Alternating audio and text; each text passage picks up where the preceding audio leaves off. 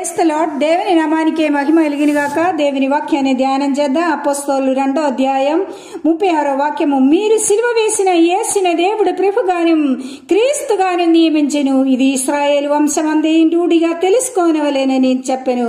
ప్రియులారా, మీరు పూర్తి విశ్వాసము పరిగెత్తుము. యేసుక్రీస్తు మాత్రమే రక్షకుడని నమ్ముకోవాలి. యేసు అని పేరు కర్తము తన ప్రజలను వారి పాపము నుండి ఆయన రక్షించెను. పందెములో పరిగెత్తుతున్నప్పుడు మీ యొక్క రక్షణను నిశ్చయం చేసుకునే పరిగెత్తాలి. మీరు రక్షింపబడ్డారా? ఒక్క నిమిషం మీరు మీకే టెస్ట్ చేయండి. మీ పాపం క్షమింపబడిందా లేదా? మీరు రక్షణలో నిలబడి ఉన్నారా? ఈరోజు ఈ భూలోకములో మీరు కళ్ళు మూసుకుంటే మీరు పరలోకములో కళ్ళు తెరుస్తారని నమ్మకం ఉందా? ఒక్కసారి నీకు ఆశ లేకపోవచ్చు. అయితే ఈ క్షణమే శిలువ దగ్గరికి రండి.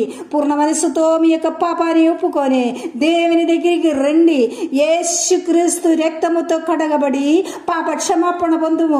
రోమాలేఖనం 5వ అధ్యాయం 9-10 వాక్యము. కాబట్టి ఆయన రక్తం వల్లనే ఇప్పుడు నీతిమంతులముగా తీర్చబడి మరంత నిశ్చయముగా ఆయన ద్వారా ఉగ్రత నుండి రక్షింపబడదుము. ఏలయనగా శత్రువు ఉండగా ఆయన కుమారుని మరణం ద్వారా మనము దేవునితో సమాధానపరచబడిన వారమై ఆయన జీవించుట చేత మరి నిశ్చయముగా రక్షింపబడదుము. రక్షణ పొందిన ఒక్కొక్క దేవుని బిడ్డలు పందెములో పరిగెత్తుతున్నారు. లోకము, జడము, అపవాదిని ఎదిరించి విశ్వాసముతో తన పరిగెత్తు కడముట్టించదము. అపవాది చాలా సమయంలో పాపాన్ని, సందేహాన్ని తీసుకొని వస్తుంది. కలవరపడకో.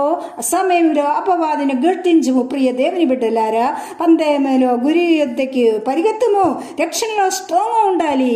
పరిగెత్తిని స్థిరతతో కూడా కడముట్టించుము. హెబ్రీయులకు రాసిన పత్రిక 11వ అధ్యాయం 1వ వాక్యములో విశ్వాసం అనేది నిరీక్షింపబడు వాటి యొక్క నిజ స్వరూపమును అదృశ్యమైనవి ఉన్నవనుటకు రుజువునై ఉన్నది. Faith is the substance of these things hoped for, the evidence of things not seen. God bless you.